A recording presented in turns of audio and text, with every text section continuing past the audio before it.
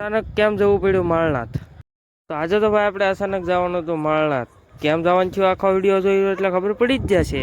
જય દ્વારકાધીશ બધા મિત્રોને, કેમ છો? મજામાં? સ્વાગત છે ફરીથી મારા નવા બ્લોગની અંદર. ઘણા સમયથી મિત્રો વ્લોગ નથી બનાવ્યો એટલે મજા ન જશે. સબસ્ક્રાઈબ કરી લો એટલે દરરોજ વ્લોગ આવશે. હાલો, આજ તો ભાઈ જવાનું હતું માળનાથ એટલે અમારો એક સ્ટાફનો માણસ તો તૈયાર થઈને ઊભો થઈ ગયો લે.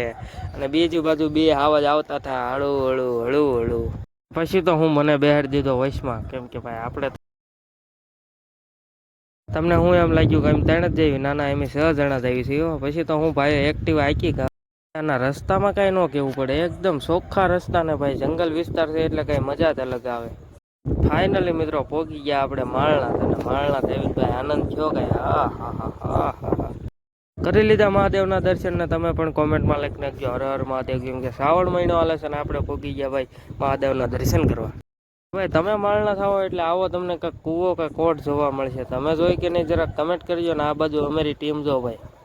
ભાઈ સ્પેશિયલ અમે અહીંયા ફોટો પાડવા આવ્યા. હવે તમને ખબર ન હોય કહી દઉં, સ્પેશિયલ અમે આઈફોનના કેમેરામેનને લાવ્યા. ભાઈ આપણે જવાનું હતું ઉપર એટલે આપણે તો ભાઈ હળું હળું ચડવા મળ્યા. ને અહીંયા દુકાનો આવી ગઈ ને હળું હળું આવા રસ્તા આવી ગયા. મેં કીધું આમાં હું પહોંચીશ કે નહીં. ભાઈ ઉપરનો નજારો તમને કઈ ઘટે જ નહીં. હો ભાઈ, તમે આવ્યા હોય ને તો એક ફરી કમેન્ટ કરી નાખજો. મેં કીધું આ પંખાને કંઈક ચાલુ કરો ને, પવન ના આવતો, ગરમી બહુ થાય એમ કરીને આવડા બધા ભાગ્યા કે જા તું તો ફાકાળો છો. મેં કીધું હાલો હાલો ભાઈ, પાડી લીધા હોય તો ફોટા. અને પછી તો હું ભાઈ હેઠે જઈને હકના નો બેઠા. જોવો તમને બતાવું, જોવો ભાઈ આયા ફોટો પાડવા મળ્યા. મેં કીધું આ ફોર્ચ્યુનરમાં પાડો તો સારો લાગે. જોવો મેં પાડ્યો, તમને બતાવું.